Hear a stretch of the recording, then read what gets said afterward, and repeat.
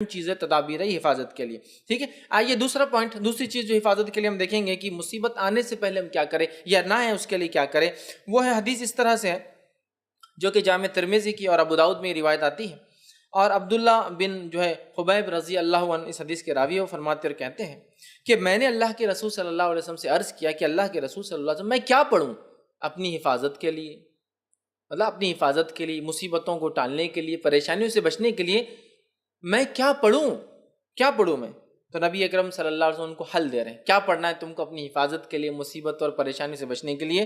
اور اتنی چھوٹی چھوٹی دعائیں ہیں نا سبحان اللہ، لیکن ہم یہ نہیں کرتے ہیں. اگر کوئی ڈاکٹر بولے آپ کو اللہ نہ کرے شوگر ہو گئی، بی پی ہو گیا، صبح ایک دوا لے لیجئے، شام ایک دوا لیجئے، چھوٹی سی ہے، کتنا پابندی سے بیٹھ کے، حالانکہ کڑوی ہے، مہنگی ہے، مشکل ہے، جان پر آتا نہیں، دل بولتا کھانا، برابر ٹائم لے رہے اس لیے کہ پھر بی پی اور شوگر کنٹرول میں لانا ہے. لیکن اگر ہم وہی کہیں کہ مصیبت، آفتیں، بلائیں، پریشانیاں، مشکلوں کو دور کرنا ہے تو کنٹرول کے لیے ایک اذکار ہے، نہ پیسہ جاتا ہے، نہ کوئی صرف منہ کھولنا ہے نا، لیکن وہ نہیں ہوتا ہم سے. آئیے تو انہوں نے کہا اللہ کے رسول صبح اور شام کے معاملے میں کیا پڑھوں، مطلب حفاظت کے لیے کیا پڑھوں. تو نبی اکرم صلی اللہ علیہ وسلم کو فرماتے اور کہتے ہیں ہر صبح اور شام 3 مرتبہ تم یہ پڑھو. کیا پڑھو؟ قل هو اللہ احد 3 بار صبح اور شام. صبح اور شام، شام سمجھتے نا رات نہیں، مغرب شام کا وقت ہے، اور صبح مطلب فجر کے بعد. تو اب کبھی بھی صبح اور شام، صبح اور شام یہ پڑھو. تم کیا کیا پڑھو؟ 3 مرتبہ قل هو اللہ احد پڑھو، پھر فرمایا 3 مرتبہ قل اعوذ برب الفلق پڑھو، پھر فرمایا 3 مرتبہ قل اعوذ برب الناس پڑھو. سورہ قل مطلب تینوں سورے ایک ساتھ آتے ہیں قرآن میں، 112 نمبر کا سورہ، 113 نمبر کا سورہ، 114 نمبر کا سورہ.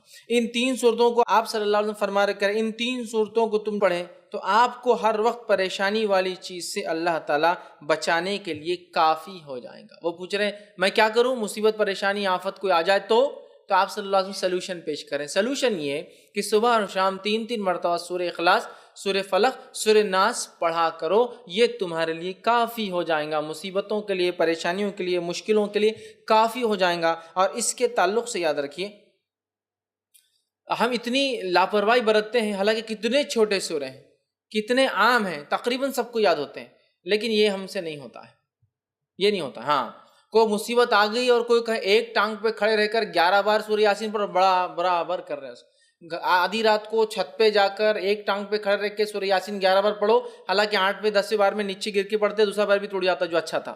وہ سب کریں گے نا، دوسرے دن آ رہے پیر ٹوٹ، کیا بات ہے، تم کسی کو بول نہیں سکتے کہ ایک پیر پہ کھڑے ہو تو گرے دوسرا بھی ٹوٹ گیا. وہ نہیں بولتے، وہ برابر کریں گے. آنے کے بعد 21 دن تک جو ہے سورہ یاسین کو آپ یہ پڑھو، حالانکہ ثابت نہیں ہے.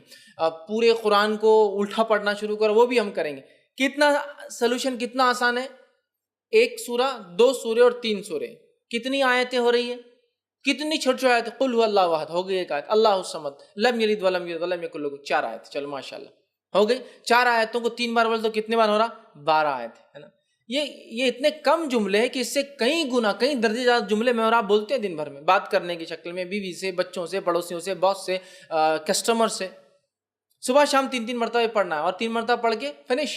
آپ نے اپنے آپ کو محفوظ کر لیا. صحابی کیا فرما رہے کہ میں کیا کروں حفاظت کے لیے، آپ صلی اللہ علیہ وسلم کیا سلوشن دے رہے، تم یہ 3 چیزیں صبح اور شام پڑھ لو. مطلب 3 بار 3 سوروں کو صبح اور شام پڑھنا ہے، تو گویا 3 بار 3 سورے دن میں، تو 9 اور شام میں 9، اتنے سورے پڑھنا ہے. اور اس کے بعد یہ ہوں گا، آپ صلی اللہ علیہ وسلم فرماتے ہیں کہ 3 مرتبہ پڑھو اور پڑھیں تو آپ کو ہر آفت و پریشانی والی چیز سے بچانے کے لیے یہ کافی ہے. اور نبی اکرم صلی اللہ علیہ وسلم کی حدیث بھی اس صورت کے تعلق سے، سورہ فلق اور سورہ ناس کے تعلق سے آپ نے فرمایا ان 2 صورتوں سے بہتر پناہ مانگنے والی کوئی صورت نہیں. ان 2 صورتوں سے بہتر، ان 2 صورتوں میں.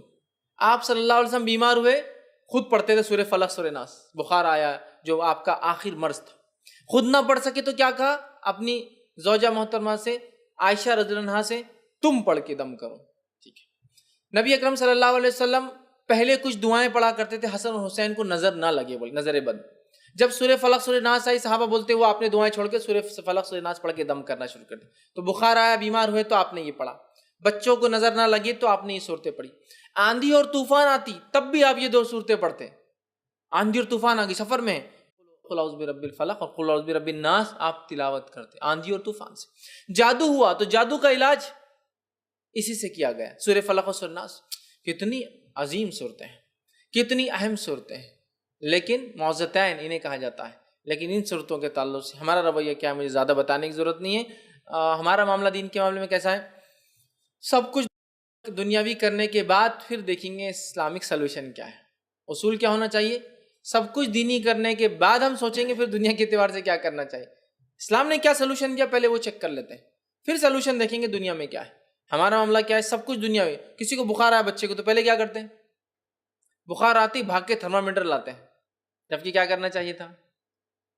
سورہ فلق سورہ ناس پڑھ کے دم کرنا چاہیے. اچھا مار لگا تو ہم سب سے پہلے کیا کرتے ہیں؟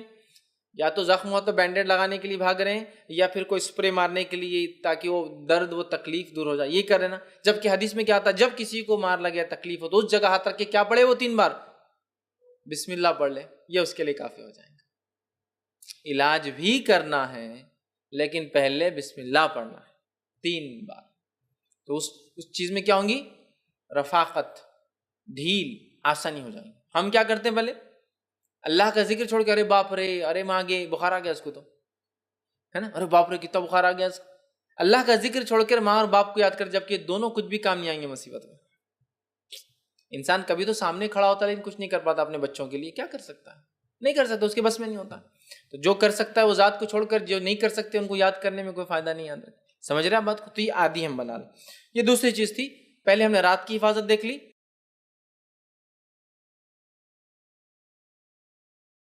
اب ہم نے کیا حفاظت دیکھی؟ صبح اور شام کی حفاظت دیکھ لی.